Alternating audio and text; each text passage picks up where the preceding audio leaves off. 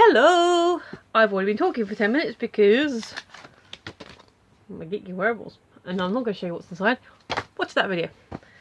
But I have been eating... Okay, so I went into the supermarket today after work to get some bits and I ended up... These were on the yellow label. 75p down from a couple of quid. I don't know. And they are they're giant Jaffa cakes. I've already started eating one. Very gooey. Actually quite nice, but they're like protein. This is the protein baking. So are these supposed to be like extra 6 grams of protein each? So are they supposed to be healthier Jaffa cakes? There's a bit of information about that lady, I'm assuming. If you can pause it and read it, then you know what? Probably watching us back and reading it off the screen is probably going to be easier than reading it off the box, because that is tiny. But there you go. So that's what they are. And yeah, nice. It's not your normal McVitie's.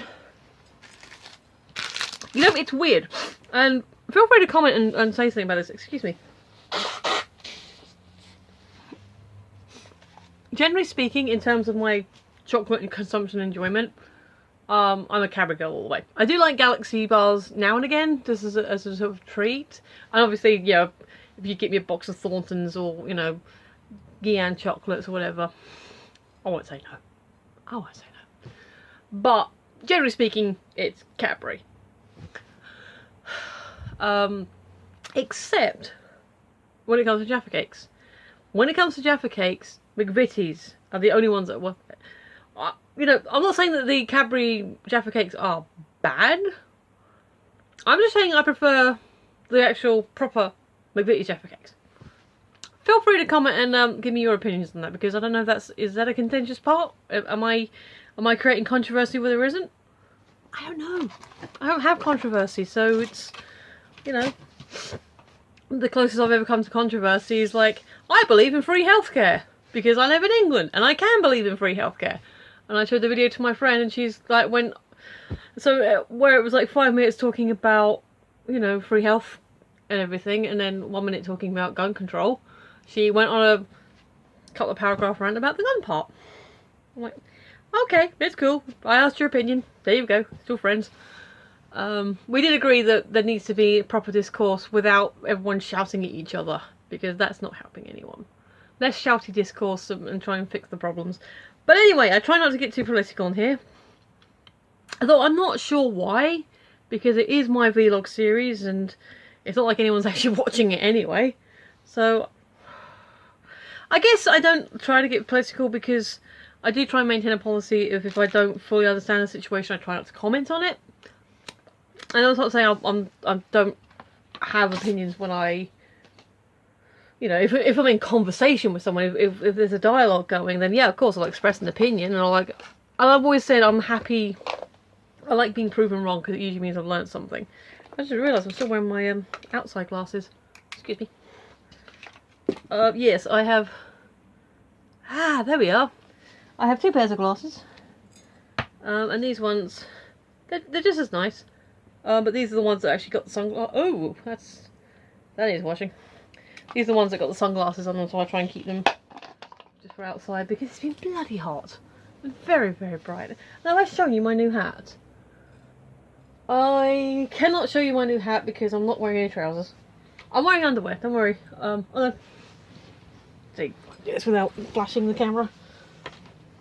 Oh, there you go. Ugh. So yeah, as you can see, I'm still in my work uniform because I thought I'll just record it and get it out of the way because I had an unboxing as well. But I do have a spiffy new hat. I like it actually because unlike a peak cap, this covers like the sides as well. So I'm actually, even though it's shorter, I'm squinting less.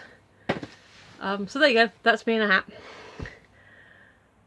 So yeah, I try not to express opinion. Well, I express opinions in dialogue, but you know, if I was doing it here, I'd probably need to actually go away and research and have an opinion that is somewhat educated, rather than just of my personal experience. I mean, yeah, I can say, yay, we have universal healthcare and no guns. That's a good thing, and I can say that with confidence because that's the country I live in. But if someone were then to go, but this, and this, and this, I mean, I could roll my eyes and say, well, yeah, but people have benefited from it, so where's the problem? Where's the big deal? But if they really want to engage, then I'd probably have to go away and sort of double check some stats and figures and say, bosh, there you go, this is why you're an idiot. Or not an idiot. Or, shut up, you don't live here. So yeah, that's why I don't get political, because that means I have to go and research.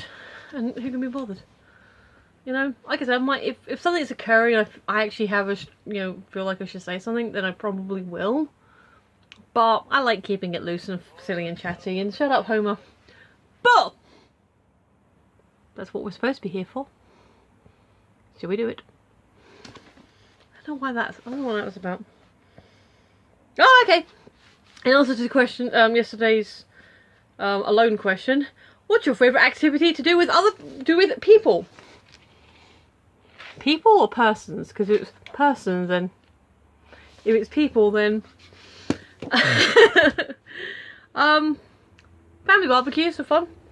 Had one of those recently. Mine and Adam's favourite activity thing to do together is either just generally hanging out together and chatting and watching YouTube videos.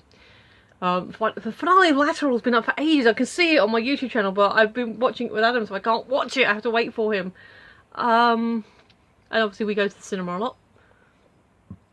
We do day trips. I might suggest taking a day in London or somewhere, or find a place and go. But that's kind of have to plan for that. I don't know.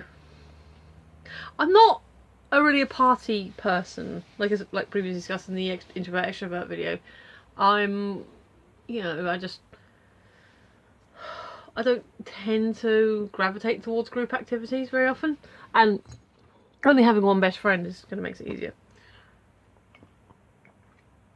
When I was working at the store, I've said before, we did have group nights out, like sometimes to the local pub, sometimes to a restaurant, if the boss was paying. Then we obviously have the annual Christmas party, so that was kind of fun. But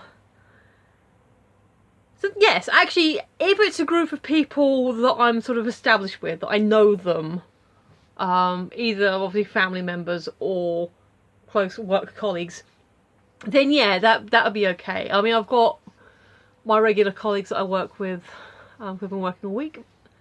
Sorry, I've got sun lotion all over my face. I'll probably wash it off yet. Sorry. Then yeah, I mean, if the blokes I work with invited me for a drink, like, you want to fancy a quick beer after work? Yes, probably. Why not? I don't know if I'd go to a party with them, because it depends on the situation and why they were inviting me to the party. So yeah, I mean, party group activities with a group of people I already know. Which I guess is implied in the question. But otherwise, yeah, just cinema, hanging out, doing stuff. It's a bit of a weird one, but it is kind of circumstantial. But I did like, when I've done short courses since leaving school, since leaving college, but just doing a short course for the fun of it. The more academic ones, they were kind of, they were cool. You got this thing, but we had the group chats and they were interesting. But the one I really did enjoy was the art group that he did the guitar in.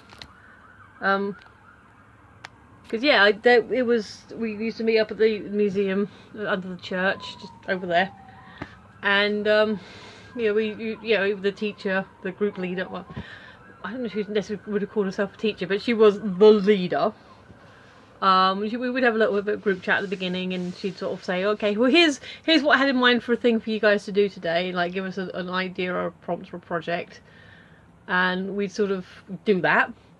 and we'd be chatting amongst ourselves, and obviously she'd come along and talk to us all and see how we're getting on, and you know, we'd have a big show off at the end of the session, and that I actually really enjoy. I miss it actually. I stopped going for a couple of, well, one, the big one was like there was a big reshuffle and she wasn't there as much, or they're not open as often, and there was a whole thing, and they some things had to sort of, some things stayed and some things go, and I think the art group was one of the ones that went, unfortunately. But if something else, like something like that, got going again.